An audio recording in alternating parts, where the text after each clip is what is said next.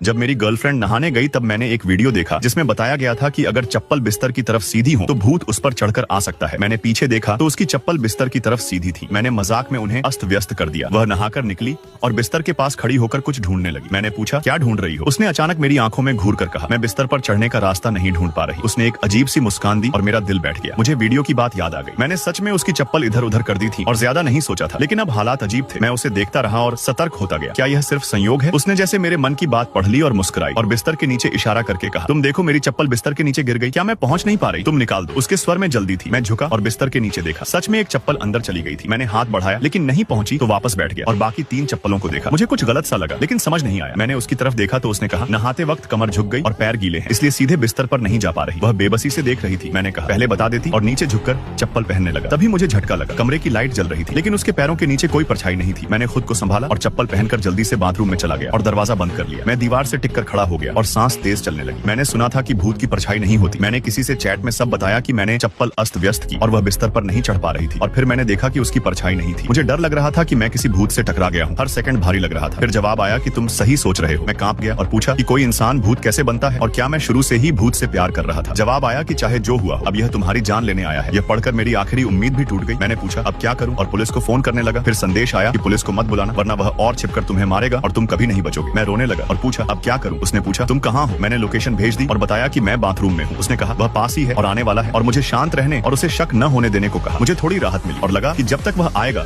मैं बचा रहूंगा। तभी दरवाजे पर दस्तक हुई और बाहर से उसकी भारी आवाज आई, क्या तुम अंदर हो? मेरे दिल की धड़कन गले तक आ गई। उसने पूछा कि मैं कब से अंदर हूँ और आज अजीब क्यों लग रहा हूँ। मैंने देखा कि धुंधले कांच के पीछे एक काली परछाई पास आती जा रही थी। मैंने कांपते हुए कहा कि पेट दर्द है इसलिए आया हूँ और खांसने का नाटक किया। वह बोली, क्या फल ठीक से नहीं धोया था? और दरवाजा खोलने लगी लेकिन नहीं खुला। वह बोली, तुमने लॉक क्यों किया है? अंदर क्या कर रहे हो? मैंने कहा, अभी ठीक हो जाऊंगा, और चुप हो गया। तभी दरवाजे के नीचे से हल्का सा काला धुआं अंदर आने लगा और मैं और डर गया। इसी वक्त फोन में संदेश आया कि बाथरूम में छिपे मत रहो वरना उसे शक होगा और अगर उसे पता चल गया तो वह तुरंत हमला करेगा और कोई तुम्हें नहीं बचा पाएगा।